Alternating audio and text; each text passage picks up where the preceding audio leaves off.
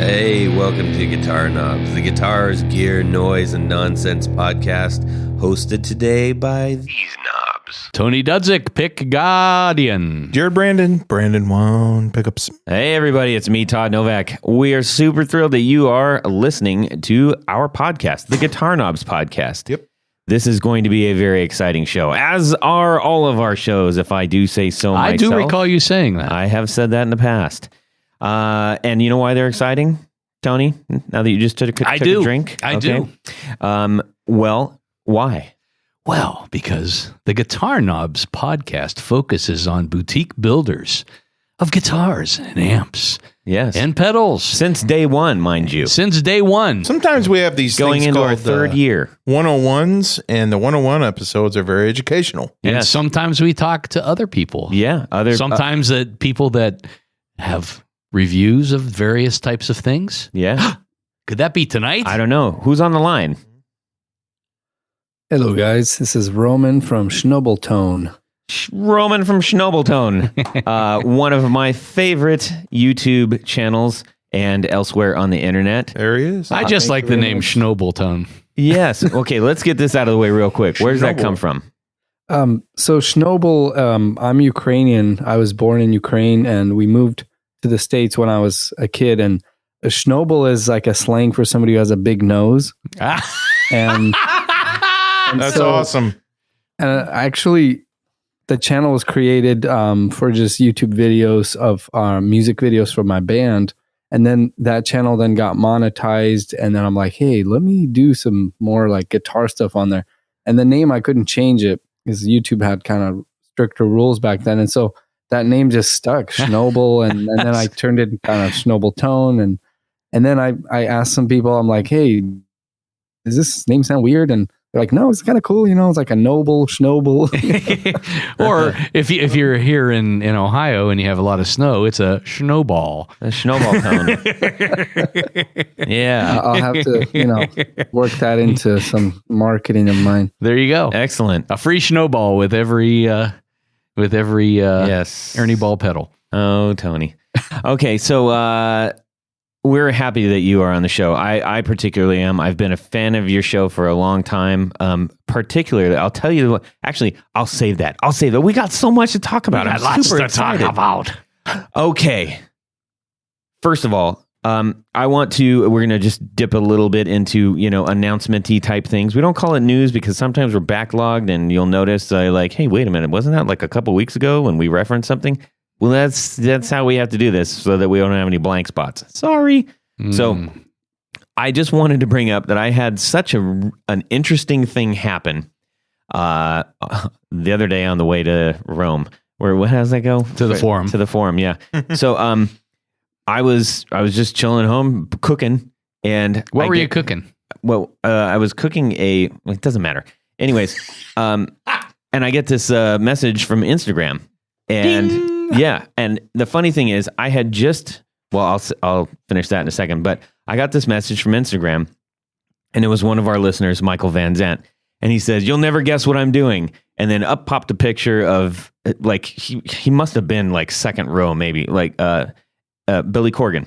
Oh, like front and center. And I was like, that's amazing. That's awesome. I'm glad you're having that experience. And he sent a couple more in there. He showed Jeff up there. We just had this little back and forth. And he was sharing his experience real time with me, which I just as a co-fan of Smashing Pumpkins, that was great. And is there such a thing as a co-fan? There is a co-fanning. And while he's doing that, so he says, "Oh, and I'm wearing my Guitar Knob shirt." To which point he then shows a picture of Jeff Schroeder. Okay, so there's like all these points of contact going. Like we both like that, both like Pumpkins, and he's at the Pumpkins. He's sending me a thing about a Pumpkins. Should we say that Jeff Schroeder, former guest? Yes, there you go. Jeff Schroeder, former guest, two times, good friend of our show. And at the same time, I happen to have been sending messages to Drew Foppy, who is the guitar tech for Jeff Schroeder. Yes. So there's this like unknown triangulation of time guitar space world continuum. going on. It was so neat. I was like, I was just freaking out. Anyways, I just wanted to give a big fat thank you to Michael Van Zandt for sharing that information with me and making it just a really weird, neat, universal kind of thing. Go ahead, Jared. Drew Foppy actually recommended me to James E. Hostech. So I got an email from him. So thank you, Drew. Oh, awesome. So hopefully I'll be working with James E. That's killer. Nice. Good news. We sort of met James. Yeah, he did drop in and he said hello, and then was I don't know you people. I'm "Okay, leaving. see you later." you guys. Anyways, that was just a really neat thing that happened, and that's cool. I love. It seems to be more and more often where the real world and the digital world and the podcast world is kind of colliding, and it's kind of like the really Matrix. cool. Yeah. So, anyways, you guys have anything you want to share? That was good news, Jared. Good to hear that. Yeah. I mean, that would be one of the most significant things. Excellent, Tony. Are we talking about what's going on in our world this our week? podcast announcement News. things. Oh, announcement-y things? No, I really don't have any announcements. Okay. Sorry. Would you care to lead our what's going on in our music world this week, Tony? I would like to do that. Hit it, Run. Okay. So, if you've been listening, you've probably heard that I picked up a Phantom Guitar Works Phantom 6. And I think even Todd posted a couple of photos on Yeah, that was on a cool Instagram, guitar, man. different things. So, as it often happens when you're doing a search for these things, Yes. Real quick, can you share what the Phantom guitars are sure. basically? So the Phantom Guitar Works guitars are based on 60s Fox designs. Actually, they're very close, and in some cases, improvements. So the Phantom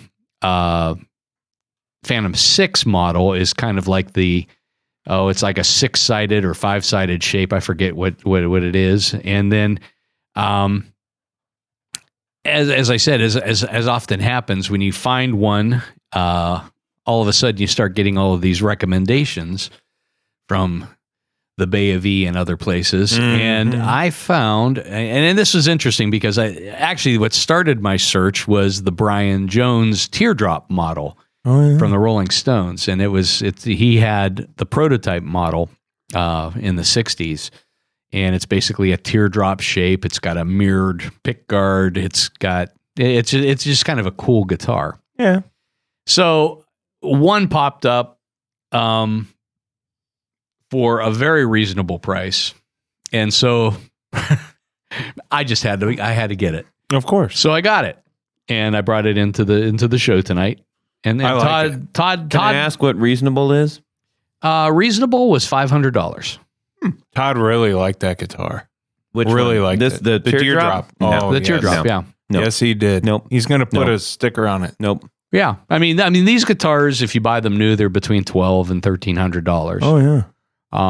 This is an older one. It's from around 2000. It does play really nice. I will say that. That's It's why he pretty really cool. likes it. So, I mean, I talked a little bit about Jack Charles, who started Phantom Guitar Works back in '92. He was the original guitar player for Quarter Flash, if anybody's an 80s fan out there. Oh, yeah. Gonna harden my heart. And You're gonna swallow my tears. thank Good you. job. A nice job. Very good. So anyhow, he started this company in '92, went to battle with Korg because Korg owns Vox now, and they decided that they would try to challenge his trademarks, which were awarded for the designs because they had let it lapse. Oops. Oops, that's a big oops. Can't do There's a that. lot of those oopses out there Yeah, right I'll now. have some. So, long story short, he managed to defend his trademarks, which he was awarded, I think, in the early 2000s. There you go. And the old David versus Goliath. Mm-hmm. Goliath took a fall, That's right. which isn't a bad thing. If Korg is listening out there, oh well, Yeah, they're not missing it. they're not missing it. And so it was just a little chunk of. Probably did him a favor. So anyhow, that was so I put this one back together. I changed out the pickups and the pots, especially. They had little mini pots, and I think I could have just changed the pots because they had 500K Are those pots. potsies? little putsies. Little putsies. I saw the bag of parts you had, and Yeah, it's a good thing you changed that. Yeah, but I mean, they're single coil pickups, which I think do best with 250K pots, which are what I put in. Right. And the improvement was just giant. What pickups are in that? Or are those? That's a set of Lindy Fralin Strat pickups. Strat pickups actually fit inside of the Vox covers. Okay, perfect. Because Vox covers are kind of like a Strat pickup, except they've got squared off corners. Well, you're gonna do a lot better with those. Oh, totally. Yeah. Plus, the neck position is reverse winding. The original polarity. ones, if you have to razor blade the covers off because they super glued them back in the day, and the wiring, and it's just really bad. So yeah, anything you do other than original is probably better. So anyhow, I got it. Actually, primarily, we have a Christmas show up at the old bar I used to play in up in Youngstown. Yep. So I think it's a very angelic looking instrument. Will Jim Tressel for be Christmas. there? Jim Tressel lives there, but he will not be at the Oh, Cedars. man. I doubt it. Let's invite him. Jim, if you're Let's do listening, come on down to the Cedars on December 22nd. That's right. This will be long past that. And yes, Sounds So, good. Save so the date. you will have had a great show by the time this airs. Sorry, Jim. Roman, let's hear from you. Yes. Well, I demo a lot of pedals, and just lately, this Chase Bliss Audio, the Dark World. Mm-hmm. It's a reverb pedal. That kind of blew up the internet for a hot minute. Yeah, and I was kind of blown away too by that pedal. And so, I mean, I don't really buy any guitars lately, and so you guys have such exciting stories about Phantom guitar, and but I just stick to my Eric Johnson Strat, and but yeah, you the can't Chase go wrong Bliss- with that. That's a great guitar. Yeah, Best it's guitar out definitely- there. Yeah, I love it. Mine aged really well, and so a lot of people are like, "What relicing did you do to it?" And I'm like, "I just played it." That's the best way to relic them, man. Just play 'em. Yeah. Yeah, they actually break in the right way. But yeah, the Chase Bliss pedal kind of, startled me a little bit. Like, man, this thing is pretty cool. And then when I read into it, like a lot of people collaborated, like Robert Keeley Mm-hmm. and a few other companies.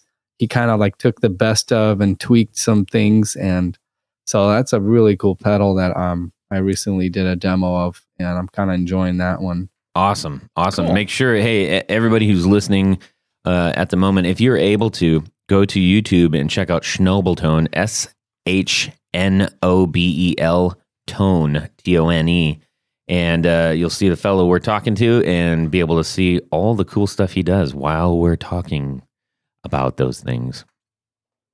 And Thank on you for the Instagram, got a plug. great Instagram game too, Well, that's mighty cool, man. Now, and you said that's currently out, right? Your review of that? Yeah. Cool. That was one of I think I put it up last week. Excellent. Yeah, I'm sure that got it's a a ton great of pedal. traffic. Yeah. And Excellent. so just kind of been enjoying that one. That one kind of stood out to me. I was like, man, this is cool. You can get a lot of great sounds out of it. Primarily, what's the thing that made you like really say, "Hey-oh"? It's the there's three presets, and yeah, the pedal's mono. A lot of people gripe about it not being stereo. Mm-hmm. But it has just such a, like, you can tell it was built not for just a guy that likes, spring reverb. Right. It's built for people to experiment with sounds. And I really like that it's like, it goes alongside like your Strymon, reverbs and stuff like that. Yeah. It's not like a pristine digital reverb, like a studio reverb, but it's a very like you play note and then you just can hear the trails and how they like mush, and just everything just becomes like really like creative sounds, kind of that landscape sort of soundscape of sound, and kind of creates a really like a pad like kind of reverb. It's not like a pristine sort of reverb. Right. Cool. Excellent. People are really raising their reverb game out there, or at least making it a whole different game. Maybe that's really the way I should say that. Yeah, it's definitely a whole different game. Jared, Alrighty. So Zach was over the other day helping me build stuff in the shop, and somehow we got on the conversation of stereo pedals and processors or whatever. And for the life of me, I can't remember how we got onto that subject. And then he said, "Oh yeah, there was a thing made by Roland, a big rack unit, and it was a stereo unit. So you would plug your guitar or keyboard or even acoustic guitar or anything you wanted processed stereo through this rack unit, and it was called a Roland Dimension D. And there were only 4 different settings of stereo sound you had to choose from. But this thing is super famous. It's been in, big time recording studios. I'm sure there's many a record recorded with this rack unit. And recently, Boss Pedals, the Wazacraft, came out with what they call the Dimension C. And you can put it in either S mode, which is supposed to be the exact clone of the Dimension D, the original unit, or there's another mode called SDD 320 that you can, mix the selections together. So there's 4 like rectangular buttons, That's just like a there push is button one. Yeah. And on the pedal, just kind of simulate the old school kind of look. And you can press 2 at a time and get all these different sounds. And of course, I listened to demos or whatnot on the internet. I said, I got to have it. So I got this pedal and really love this pedal, man. Cool. I'm having a lot of fun with it. And Awesome. yeah, there was a reissue of these, I think, in the 80s, or maybe 90s. I don't know. They cost they're like $300. Those are the dimensions. It's the Dimension C. Those are with the regular knobs, right? Right. Yeah, Regular knobs, and they don't have the new like push button-y things. Yeah. So this new one is a lot more innovative. Roman, have you reviewed this pedal? I have not actually. I've seen it, and if I get around to it, I will definitely check it out. Yeah, I mean, if you want a brand new one, you have to pre-order it because they're flying off the shelves apparently. So if you had to choose between that and The original beloved unit? Mutron, Oh, the Mutron? yes, Biphase? yes. That's a good question. Slightly different sounds. Well, So I'm keeping both. Oh, wow. If that is not an option. If I had to get rid of one of them, I'd Yeah. keep the Mutron. Okay. Just checking. But I love this pedal though. Definitely love this pedal. Right on. Wasn't that expensive either. That's good. And it's a Wazacraft, so that'll hold its value, man. Oh yeah. Good stuff. Good pedal. Stuff.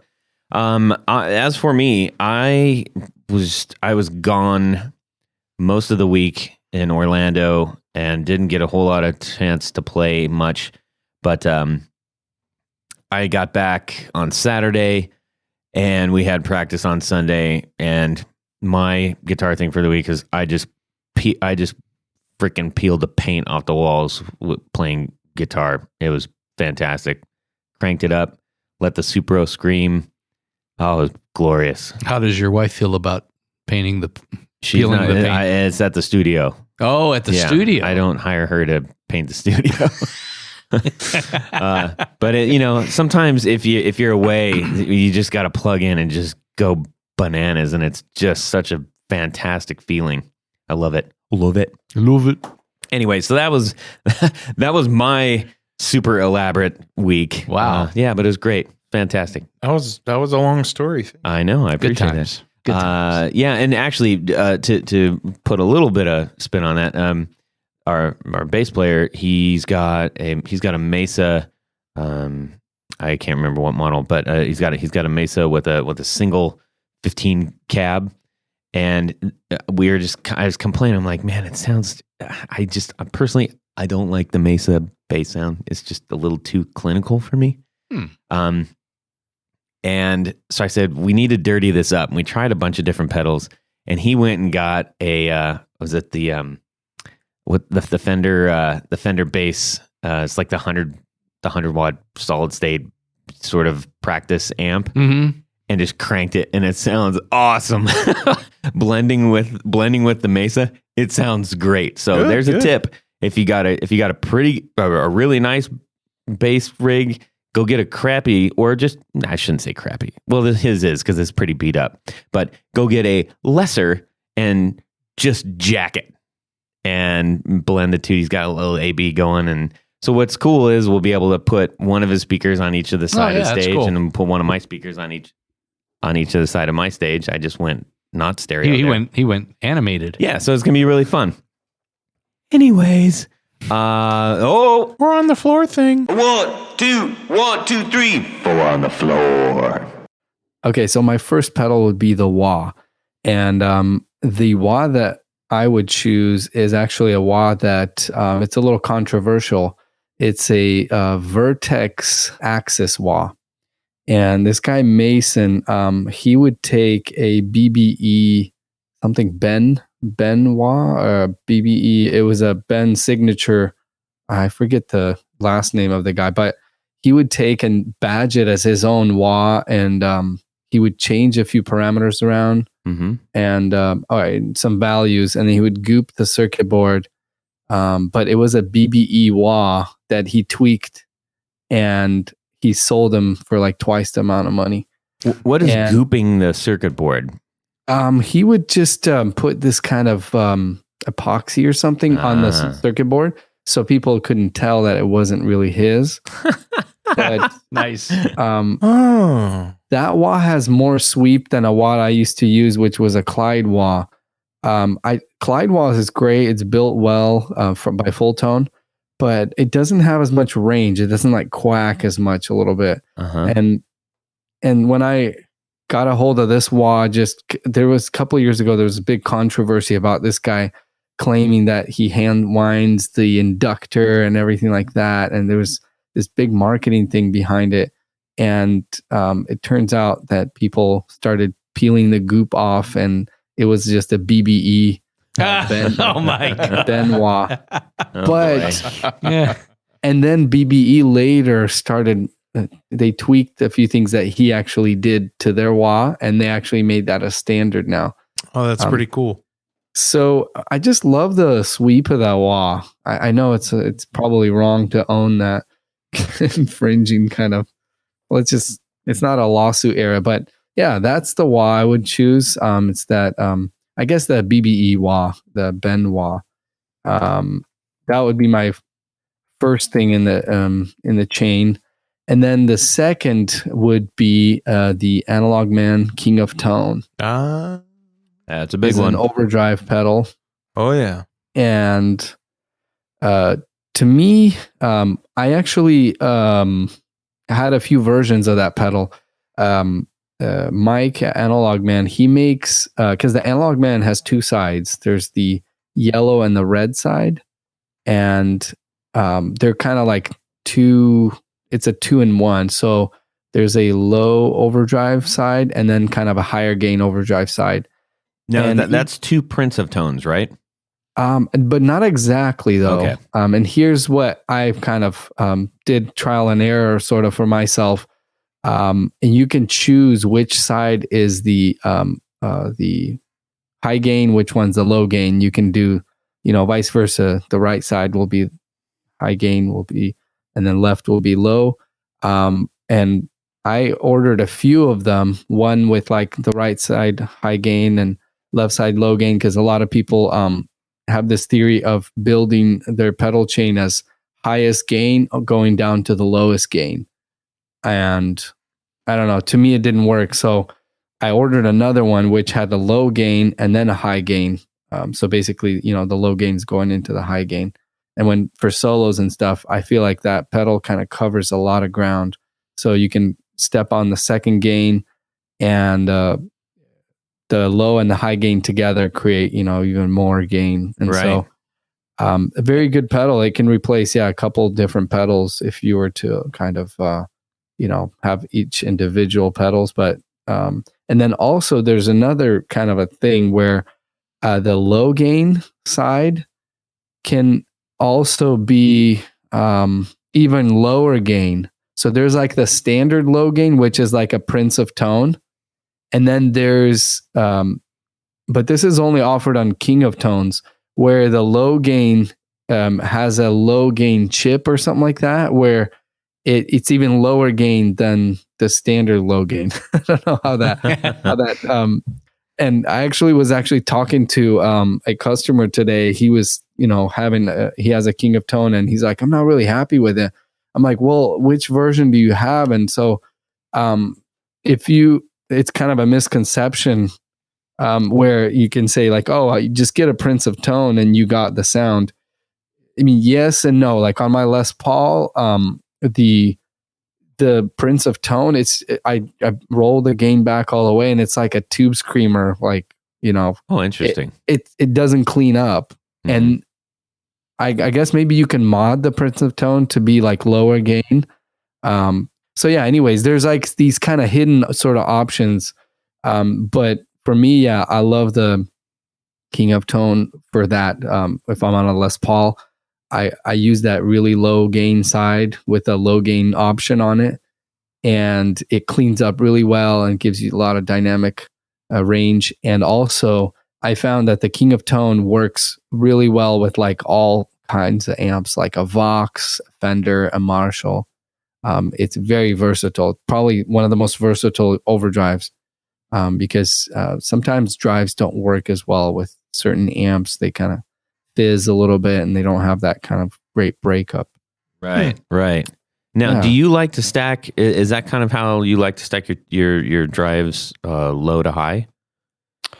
I do, yeah. I just always done that, and I've tried the other way around, and it just didn't work. It seems like if you do a low after a high, it would choke it. Is that? I don't know.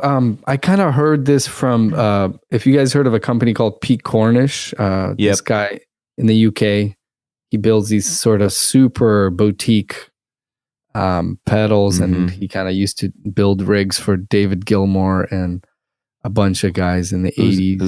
Who's that? No, I'm just kidding. Wasn't he in Led Zeppelin or Beatles or something? One of those old bands. He was on the Gilmore Girls. Coldplay. Yeah. Coldplay. Yeah, the Pete Cornish pedals are sort of cult status. Yeah, I remember reading a Pro Guitar Shop article on Pete Cornish pedals, and they're like, it's like some exclusive yacht club. Yeah. It's like $600. Yeah, no, and you don't get a pedal unless you have a yacht. Yeah, you have to have 3 Klons to get a Cornish. That's yeah.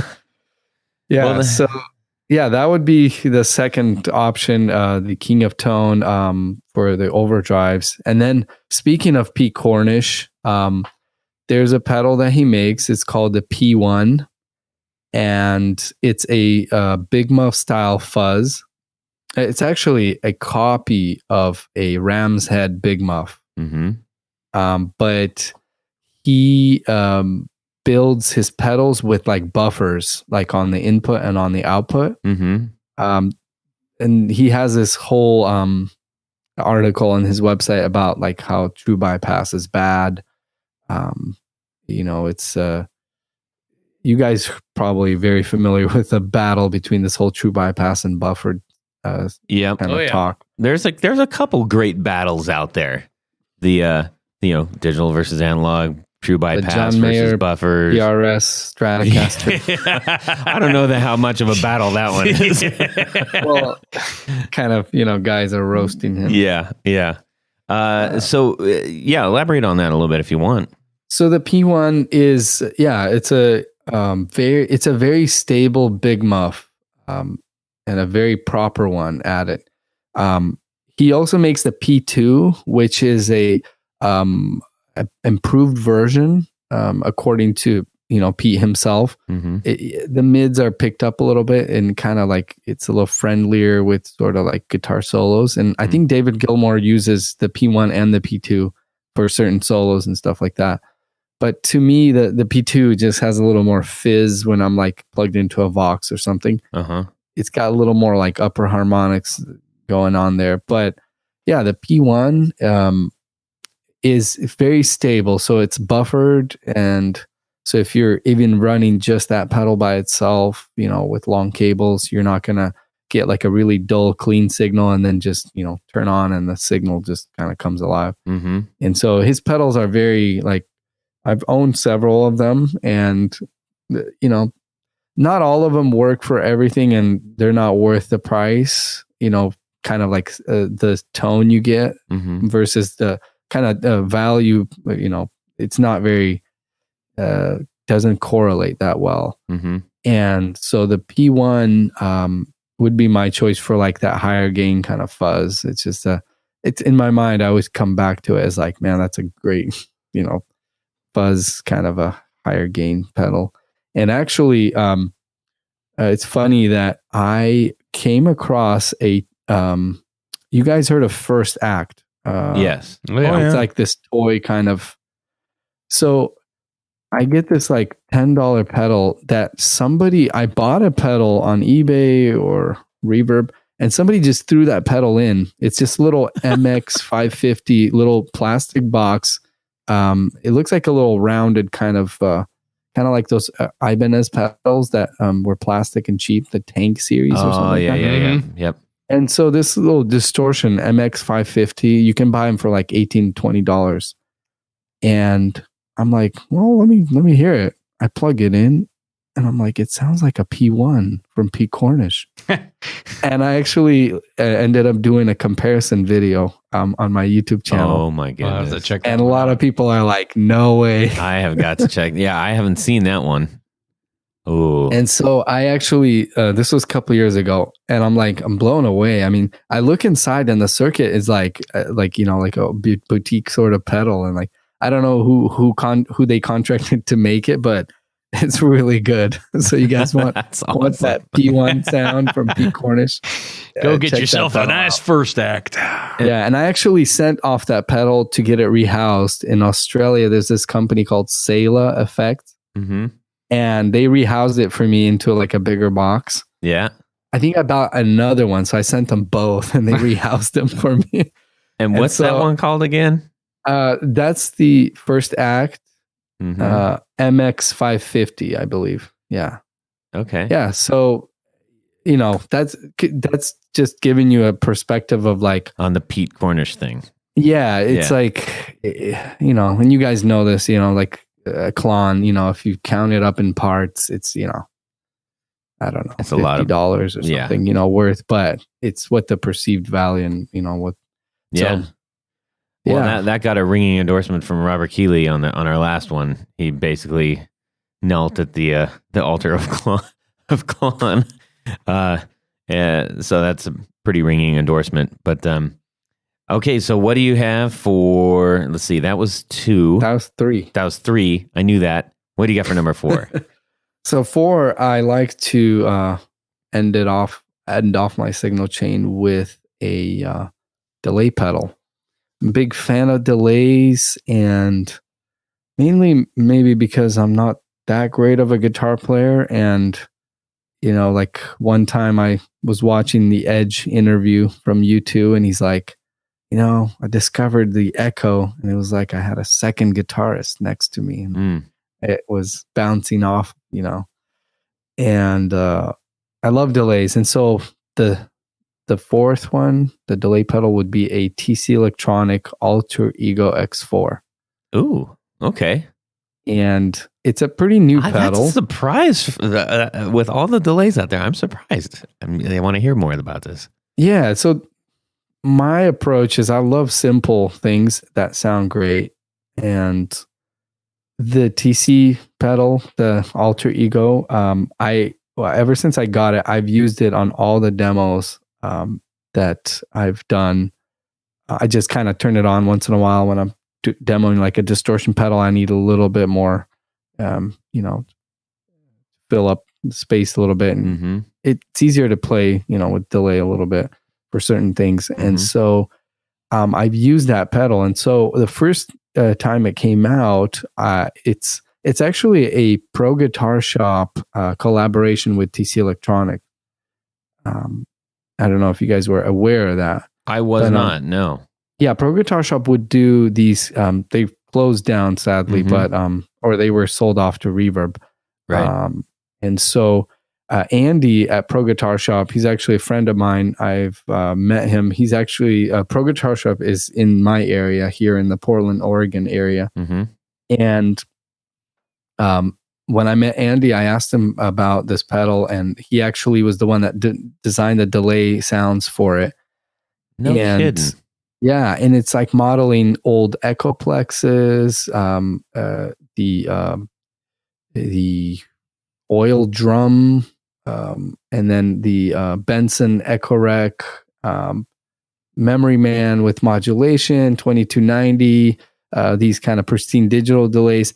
So I feel like that, to me, like when I flip through the sounds, and it's such an inspiring pedal to create these kind of very musical and very inspiring sort of delay sounds, and the feedbacks and all the creating these kind of really I like that. To me, that pedal is just very warm in sound, and it's very organic, even though it's digital.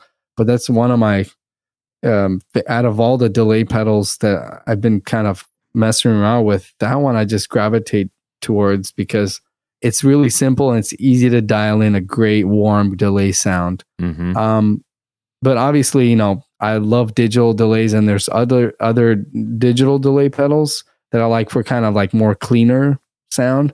But this one's got that warmth, and like if I was to choose one, that's the one I would have. Yeah. Killer, man. Well, that is a fun board. I was not anticipating actually maybe all of those pedals from you. So that's a nice surprise. Well, you mentioned that, you know, you're always trying out pedals and stuff. You know, the reason that we have you on the show is because I found you actually before I started the podcast. You know, I was checking out the videos that you were doing, which were, you know, really helpful. And I appreciated your very straightforward approach to doing gear demos. And at the time, I had an AC-15, and nobody demoed with a Vox. Nobody demoed with a Vox. So I'm like, hey, that sounds awesome.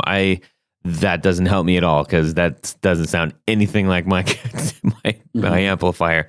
And that's actually how I believe I did a search for demo, you know, and Vox, and then you popped up, and I'm like, well, let's check this out. And then I was like, hooray!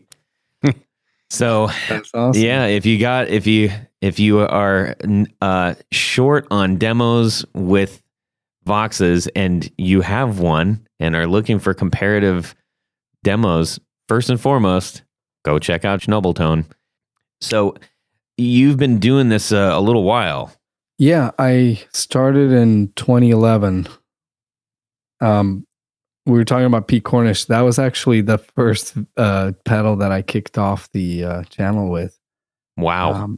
It's a tape echo simulator, the delay pedal, where he takes a Boss DD2 and puts it into this bigger box, adds like buffer to it, modulation. And it was a very rare pedal. And it still is, but I'm like, you know, I started the channel with the idea of putting up these kind of sort of rare pedals that are not, you know, there's no demos of them. And that's kind of how things kind of got started with the channel. I wish more people would demo older pedals. Yeah, actually, I was not working with any companies at that time, any builders. I started demoing with my own collection, which is a bunch of kind of old pedals, you know, old Big Muffs, Proco Rat. It was one of my favorites as well. Yeah, that's made it on there a few times.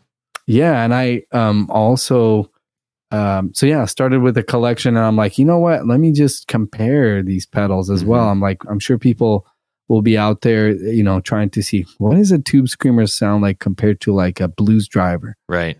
And when they look it up, for what it's worth, I said I wish more people demoed older pedals.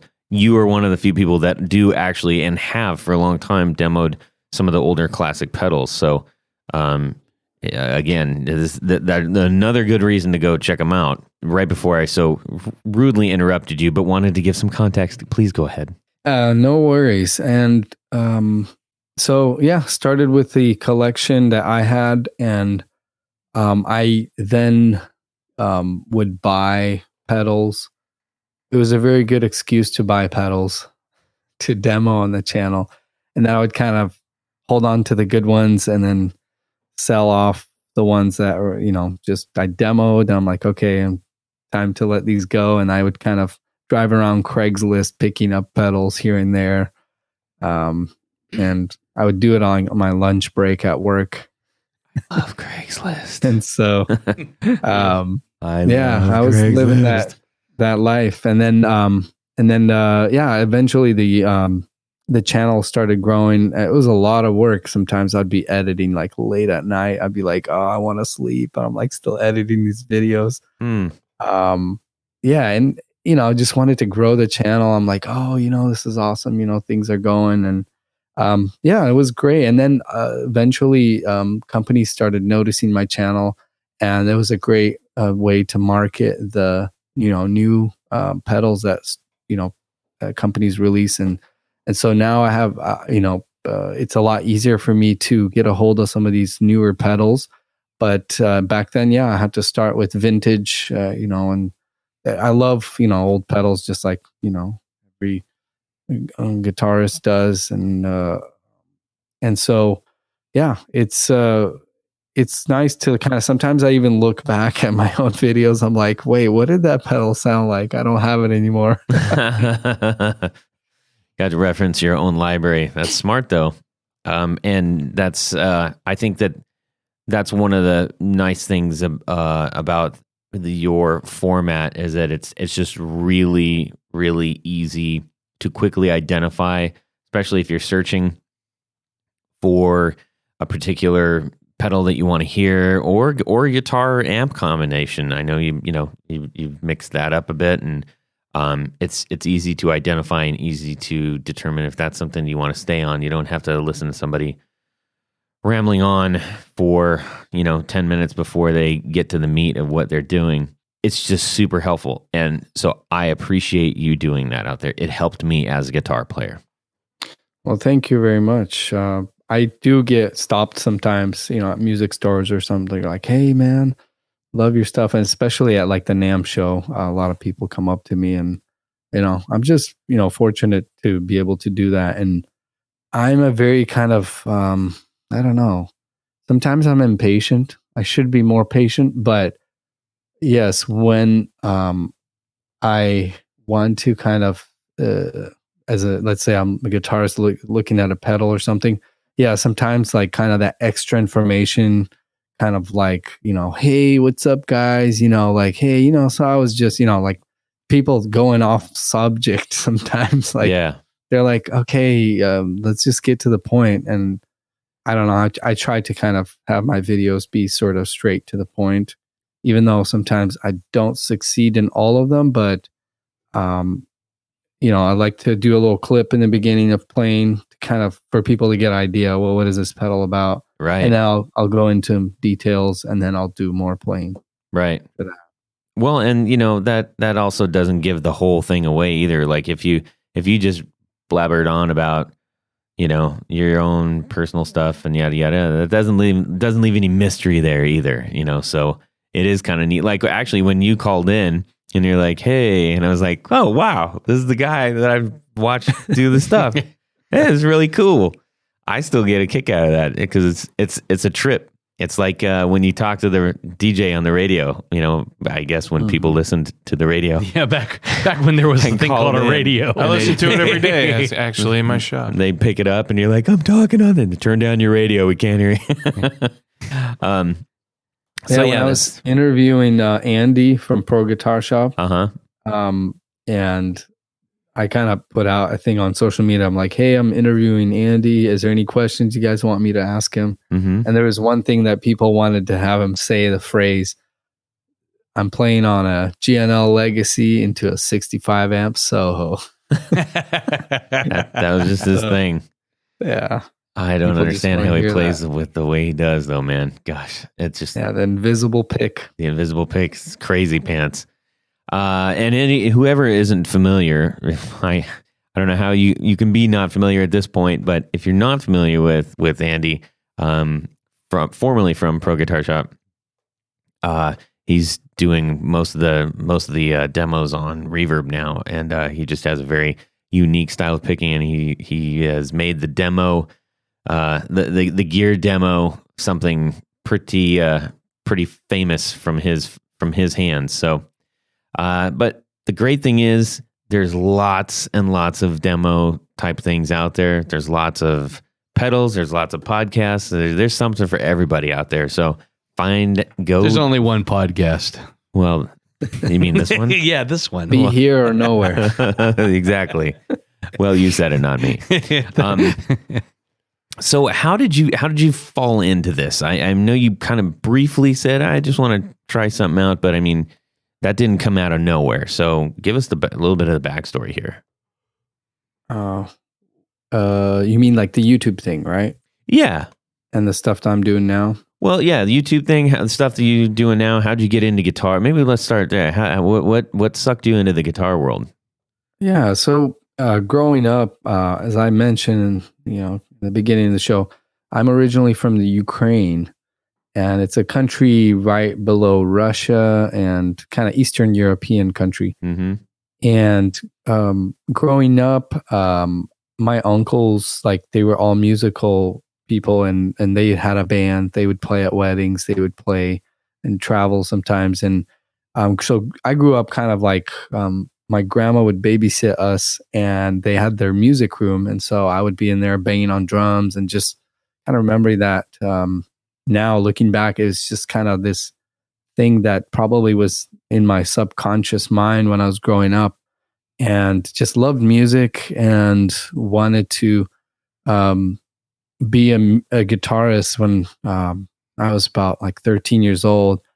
I just, my brother played the keyboard, and he would kind of be my older brother. So he was a little bit ahead of me musically, and just he started playing the keys and kind of started even writing stuff. And like there was a early days kind of the synthesizers, like the Korg i3 or something. It was like a multi workstation in the whole keyboard. You could write tracks and stuff like that. And so I'm like, man, I want to hang out with my brother. I want to play guitar. Like I just kind of said that, I want to play guitar. And so I kind of started on my own, never took any kind of lessons. And so as I grew even older, I got my first guitar, my electric guitar, because I started on acoustic. What was it? Oddly enough, it was like a Kramer. It was like this hair metal 80s Kramer, but I didn't play hair metal with a one humbucker pickup. That's cool, man. Yeah. I just like the shape of the headstock, the way it like kind of drooped down. Yeah. The old banana. Yeah. And I was eyeing a Jackson, but the pawn shop sold it when me and my dad came there the next couple of days or something.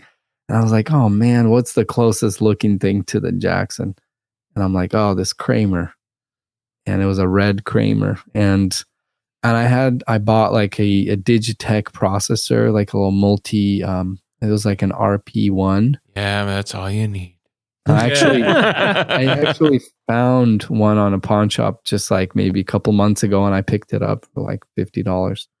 Cool. And I'm like, no way, this is cool. This is my childhood. I'll actually put a demo of it. I got to do that. Speaking of vintage things, pedals and effects. So had the little multi effects, and then I come from a kind of a big Ukrainian family. There's 12 of us, and so I had plenty of brothers to start a band with.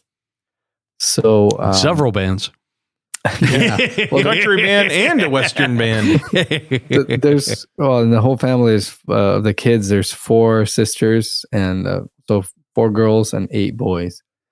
And so starting with my brothers, we started jamming. We bought a drum set, bought bass guitar, and we just started playing music. And then I started getting into guitar pedals. And my first pedal was a wah pedal, and then I got like an overdrive pedal, and then delay and stuff like that, and then we started kind of writing music, and then started traveling, and we were on the road for about 5 years. We bought like a short bus and turned it into like a little touring bus, put some bunk beds in it. Wow.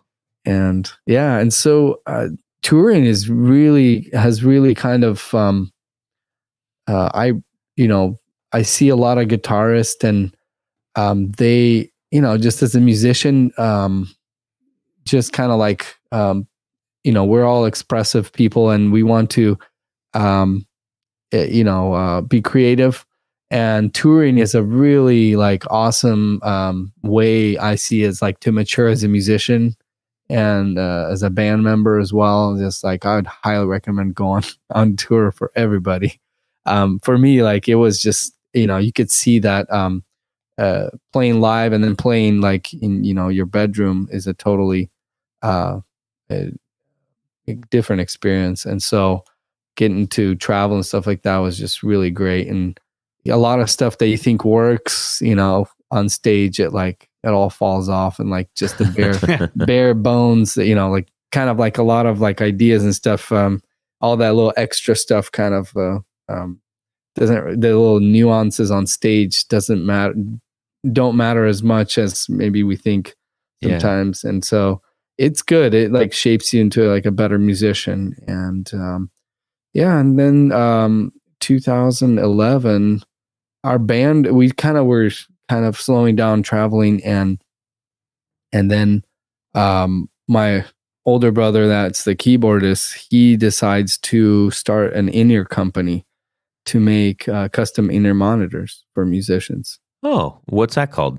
And the company was called 1964 Ears, and then it morphed into 64 Audio. 2015 or so. Yeah, and so as our band kind of we recorded a couple albums, and we were sort of at this point where we're like, okay, like kind of what's next? We're kind of tired of touring and traveling. And so my brother starts the company, and I decide to also start the YouTube channel about a year later. So the company was started 2010. And now, are you guys the ones who were featured on the intro that you had for quite some time? Yeah. The band was called Sons of Day, and we made a couple albums, and I used some of the music on my channel as an intro. Mm-hmm. And so with my brothers doing the inner company, I actually finally had some income then when I started working with him. And we stopped kind of traveling, and then I started YouTube channel, and starting to make the demos, and then as the YouTube channel grew, and my brother's company also grew, and I kind of started in the lab, and then the company got bigger and bigger, and it was cool to kind of meet musicians, because I worked for artist relations in the company, and it was cool to come out to see artists and stuff, and they're like, hey man, I watched some of your videos and stuff. And so it was really cool to kind of have that connection to the music industry, as well as like the YouTube side of it and the inner part of it. And so I'm really fortunate to have a lot of people connected to a lot of people that are from the YouTube side of my channel, and then also from my brother's company. And in 2015, I stumbled onto this image on Instagram, as we scroll through Instagram, and there was an idea that somebody posted a volume pedal, and on the face of the volume pedal is a tuner pedal. They kind of photoshopped it, and I was like, wow, that's kind of cool. So I shared that image, and my comments like blew up. There was like, I don't know, it was like 200 or 300 comments or something. It's a great idea. People are like, no way. I'm like, wow, there's something there. I, decided to buy some volume pedals, some tuners, and start like in my mind, I kind of had an idea how to do it. And so everything kind of came together. And so it was a volume pedal with a tuner built right into it. And I debuted that idea on my YouTube channel, which it was great because I already had an audience and I could show this off. And I started offering it as a modification for existing people who already had pedals. And then that's kind of my first sort of venture into the pedal actually making and doing something with pedals. And it grew to where I went, started modifying the Ernie Ball volume pedals. Then I decided to take the smaller Dunlop volume pedal and modify also it in with the little mini tuner. And that kind of blew up as well. And people like started emailing me and just like, hey, can I get one? And so I started putting people on wait lists. And I'm like, wow, I have a lot of work on my hands. And I went part-time at my brother's job, 64 Audio. And then eventually they're like, we need somebody full-time there. And I'm like, yeah, I'm probably, ready to move on. And so I switched over full-time in September of 2018 to just modifying pedals and actually working on some original designs of like overdrive. Ooh. I have some other ideas that I don't want to reveal. That's quite all right. Just make sure you give me a holler when you're ready to reveal it. Of course. You guys will be among the first. Yes. Well, we are virtually sliding a 50 across the table. Cool, man. Probably need a little bit more, but So I noticed on your website you have the unbreakable Ernie Ball cables or cords or whatever they're. How is that really a big problem? Because I've had Ernie Ball volume pedals forever, and I don't think I ever broke one. Yeah, it is a problem. I spoke to Ernie Ball, and well, this is after, but there, it seems like it's not an issue with certain people, but it is a big issue with other people. Huh. For me personally, I had an Ernie Ball, and it did break on me, like in the middle of some show, and I was just like, that's bad. Scrambling, I didn't know what to do, and it was a pretty bad experience. But that the design of the pedal, the way it works is great. It feels good. That's why a lot of people use it. But yeah, the string is just, it's a string. It's going to break. And so, yeah, I took it upon, myself to like, what, there's got to be a better way. And I've tried a few different materials, and I actually even built a test rig, that would rock the pedal back and forth. And I would count, pretty much per minute, and I would times it by hours, and then by days, and then by weeks. Wow. Like IKEA. And so, I tested the original string versus my string. And Ernie Ball actually put out a 40th anniversary pedal. That's like a black looking pedal, volume pedal. And they kind of upgraded that string. They coated I think they just used elixirs. What's up? Yeah, they coated a little the extra string paraffin with vinyl, I think, and that actually extends the life by twice. Keeps the grime out.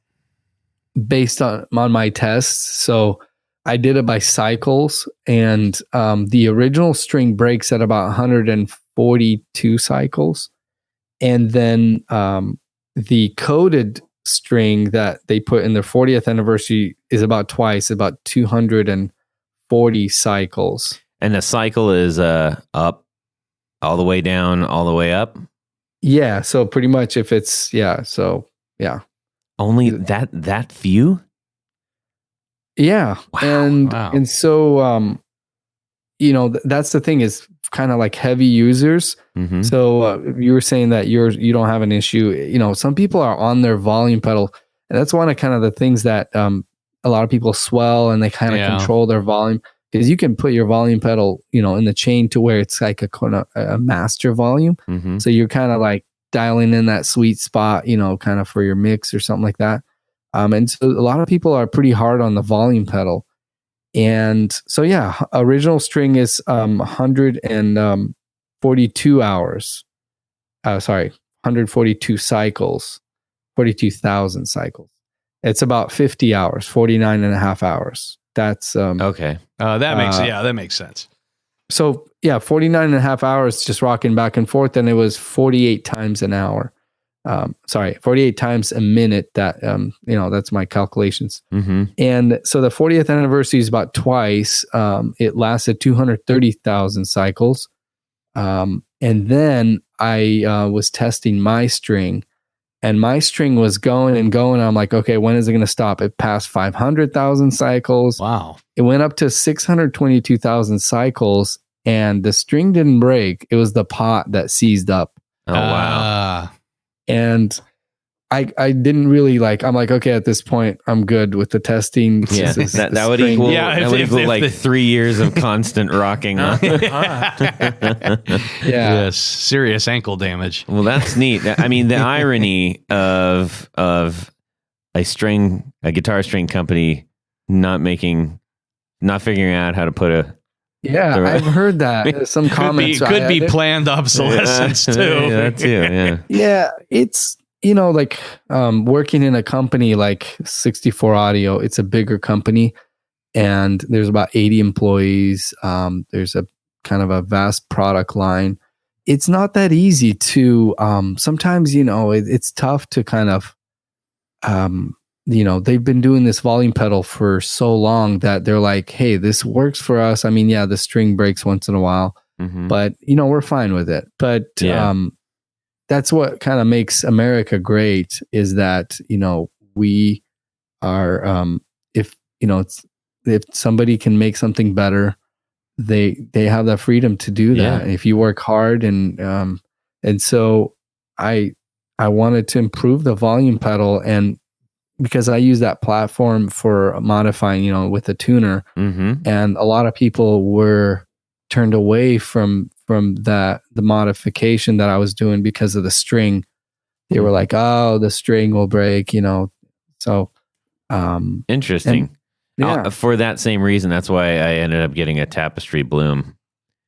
Yeah, and I do have a Tapestry as well. It's a different pedal. It's I don't use it for for musical swell. I use it as a master.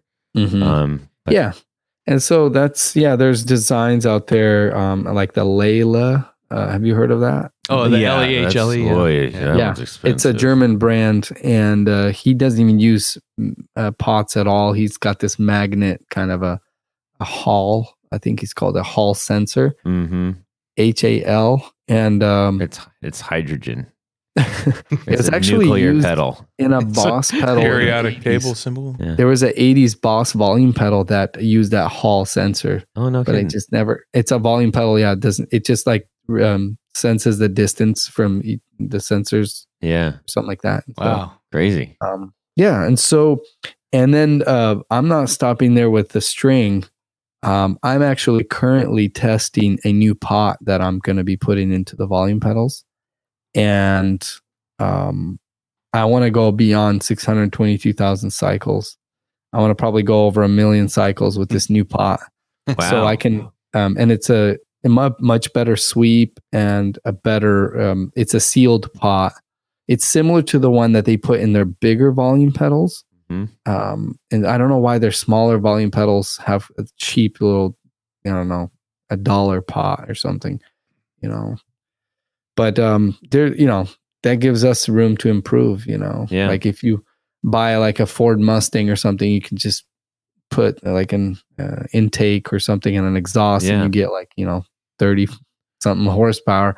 And it's something like the company, kind of is not doing. So like I'm I want to improve on a product, and it's a really cool thing to do. That's fun, man. Yeah. That's cool.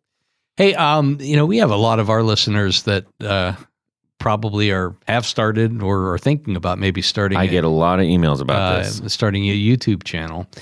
Do you have any advice, or maybe you can share some of the ups and downs or the challenges of putting a channel like that together? Well, specifically guitar related stuff. Yeah, guitar related. Yeah. We get asked a lot, not only people that are saying, hey, I'm thinking about starting on my channel. Actually, a few people have done that. But we also get asked all the time, like, why don't you guys put this on YouTube? And I'm like, man, I'd have to quit my job. This is already a secondary job. Like, there's no way I would have time to do this.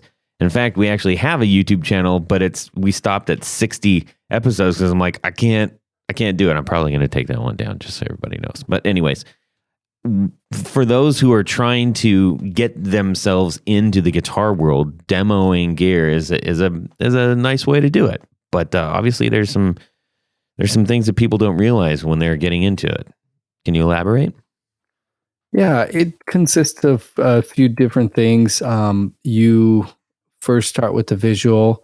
You want to have a good camera, your lighting, and kind of, there's a few different styles of setups for like demos. I use the 2-camera setup. But yeah, it's I have some people ask me as well. And what was cool is that Pro Guitar Shop Andy, why he made it kind of successful, he kind of had a lot of things right. He's a great guitar player. He actually went to film school, and he records audio. And so so 3 things is a great visual with lighting, and there's tutorials how to get good lighting on YouTube, and then good audio. So no camera sounds, kind of picking up the whole room. Best sound is having a microphone right on the guitar cab speaker, and and also kind of consistency with putting out content. Making it a highest quality as possible, as often as possible. Don't want to burn out, but consistency is and then kind of slowly building a fan base. If you do something consistently enough, even if it's not the greatest thing, look at us, you will start to attract attention. Meaning attract attention in a good way, like getting fans and stuff like that. And bringing a unique perspective is always really good. If it's something that you feel like you can, whatever it is, if it's a camera angle or if it's a location that you can film in, bringing something new to like a different angle than what everybody else is doing, is a really great way. And then just be consistent with that. Yeah, we just had Rhett Scholl on a little while ago, and that was one of those, just simply changing the angle and changing the lighting a little bit and just providing just a different perspective on it, can do wonders. And it's funny because I feel like there are oddly a lot of similarities between the type of things that you guys do, because you're not just going, here's a pedal, So, Jared's flagging me down here. Hang on. I want to ask you something. Do you have demoed a lot of pedals and a lot of gear? Do you have any thoughts on where pedals are going, moving forward? Like what direction they're going? Well, kind of the obvious direction is still retaining the analog signal path, but kind of doing more digital controlling of the pedals, like presets and kind of expression functions. But it's tough to say because things kind of come in and out of fashion. And I was actually pondering on this, like how, there's the 1/4-inch jack has been around for ages. Mm-hmm. And I was just thinking, like, what if there was like a new standard that somebody came out with? Let's have a 1/2-inch like jack. that idea. Bigger is better. Or just or pads, magnetic pads. Ooh. There's a thing. I don't know. And then somebody bumps the stage. Oh my gosh, lost the signal. No, it's got to be something that interfaces really well with old pedals. Yeah, that's true. And but again, that sometimes the wheel doesn't need to be reinvented. I think there's a big thing with the tube amps. I think the guitar pedal side of it, the pedals are solid state, meaning like you don't need to change tubes in a, like a guitar pedal. Electronics are pretty stable there for years and years. But I feel like on the amp side of things, there's some new things that can happen to where you can have an amp, let's say like the best Vox AC30 that will never go, out of commission. That won't, the tubes won't go out. And so I don't know. I'm excited to see something that looks and sounds like a vintage amp or something, but is as reliable as, modern day electronics. Well, Milkman took a stab at that recently with the amp. The little... like a kind of a floor size amp, pedal board. Yeah, I mean there was a long waiting list on those and everything. But it still uses tubes, right? It does. I think just the radical form factor, and I think the knowing that was coming from Milkman, people were going to be like, okay, this isn't going to sound like a piece of junk. But that was kind of that was like one of the first that's like the first electric car that came out. I was like, everybody's like, what's that? So yeah, there's actually a company called Quilter Amps. Yeah, yep. They're kind of taking a stab at that as well. They're really small, little amps, guitar amps. I actually, it's a head. You need a cab with it, but I've demoed it and it's actually pretty good. I think that if somebody was to really take that concept and really model because there's all kind of tube sag and all that stuff going on, and and if somebody really figures out the science of that, but not like in a gimmicky kind of way, like in a really good way. Yeah. I feel like that there's a big market for that as well. Could be. You could have everything on one board that isn't a Helix or something. Yeah, something like that. Or at least take the amp side of things and and make that more stable. Yeah. Well, and just last note on that, I think it's kind of interesting. I have two pedals that are based on solid state amp preamps that I love, and it's just weird because they're going into a tube amp. It's kind of weird. But anyways, well, hey man, this has been, I've really enjoyed talking with you, and I hope that everybody that's listening has, and we'll make sure that they go check out your show. There's a wealth of information there. So please go check it out. Go subscribe to Shnobel Tone on YouTube as well as Instagram, because then you get like a quick tidbit of what he's doing out there. Yep, I put clips on there. Yep. And check out the 23 delay pedal comparison video. Yeah, there you go. Do that. Jared. Well, everyone, it is time for Would You Rather? Oh, yeah, baby. All right. This week's Would You Rather. So, you are late for your Saturday night gig. You've got your gear packed in your car. What kind of gig is it? Doesn't happen to me. It is a rock and roll gig with your rock and roll band. There you go. You're going to do rock all night, baby. Good. You're there. You're an hour away from home because it's kind of far away, and you only have a few minutes to set up. And you're like on fumes in the car. Oh, man. Yeah. So you bring your guitars in, and you're like, oh no, these are not the guitars I meant to bring. What did you bring to this rock and roll gig? So you've got how many beers in did you guys figure this one out? Right. So you have a Chet Atkins SSD.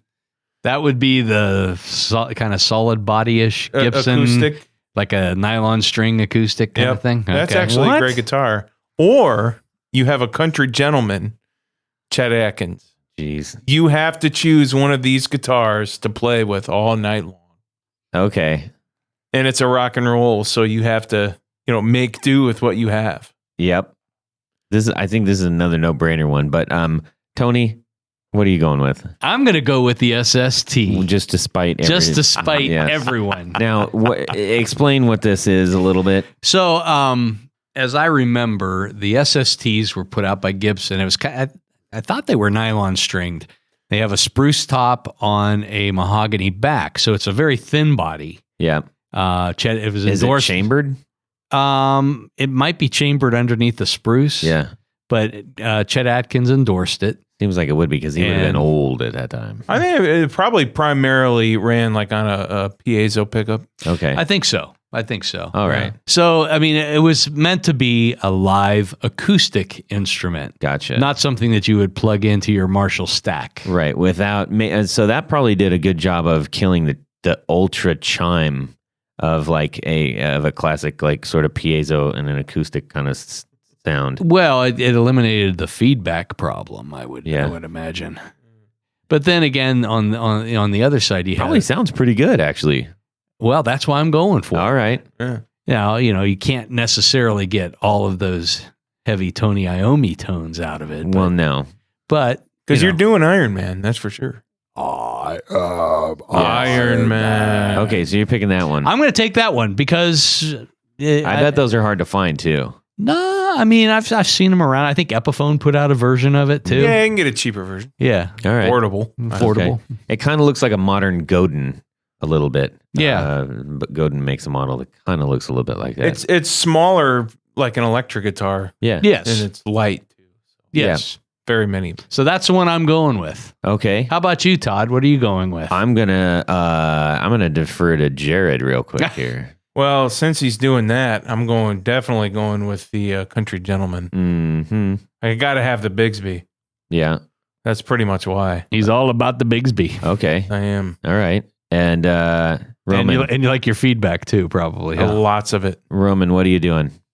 Was there a third guitar in there? No, it's Chet Atkins night. It's one of the worst. It's one of the do two love best. listening to Chet Probably, Atkins. the not the SST, the other one, The Country Gentleman. Country Gentleman. Yeah. Gretsch. Go with that. Yep. I'm definitely choosing the Country Gentleman, and not because of the Bigsby, but I really like the large size bodies. Like I got the Hagstrom Viking and a Sheraton, and I really love playing those. They feel fantastic. You could get away with using that if you were careful. Oh yeah, I would just have to Stuff anyways, socks and It stuff. would look inside of funny, and it would be an inconvenience.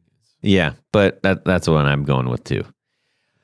All right, that was pretty tasty. Tony, Yes. can we thank a few people real quick?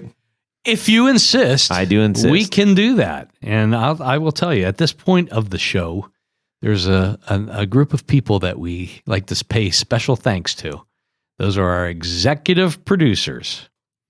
And you might ask yourself, how do I become an executive producer?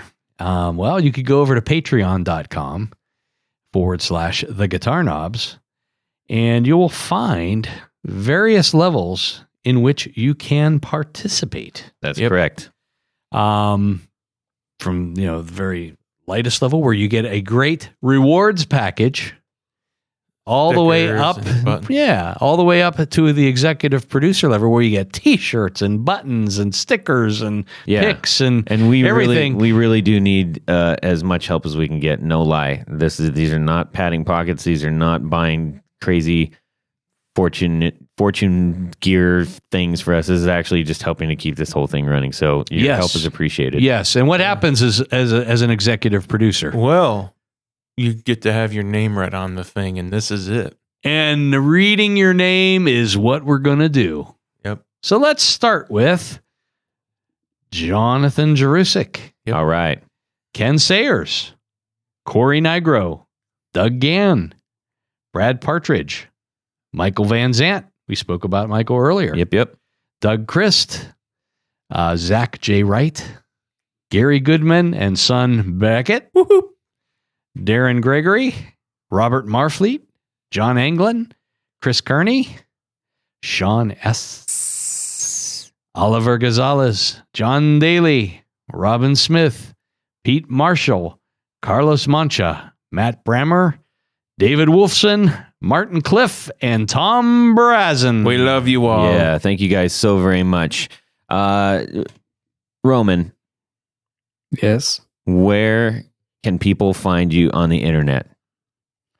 Yeah, so my main thing is the YouTube channel. So Shnobel Tone, if they type that in, they'll find my videos. I have plenty of them on there. And then also the website, shnobeltone.com. And that's where you can see the products that I modify and then I sell.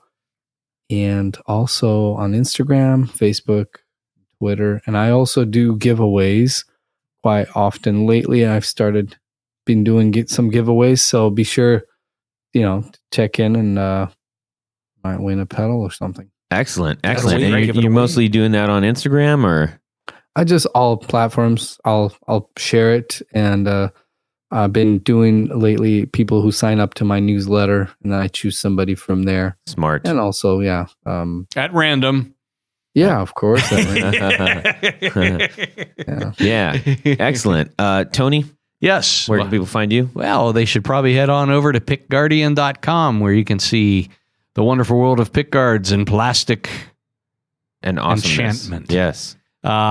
Say you need a replacement guard or you need to changing out pickups and you need to do a custom guard. Check it out. Mhm. Send me an email. He does a good job, folks. Yes. Why, Sorry thank to you. interrupt, but do you do pick guards with like the foil, the protective? With shielding?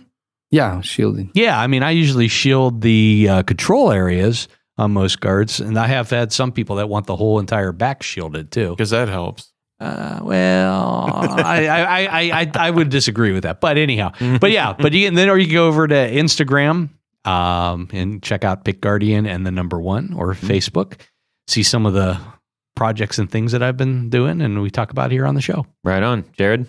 Well, if you guys need some pickups, I make them look old. I make them look new. And you make new ones look new too. Exactly. I shine them. And old. Yep.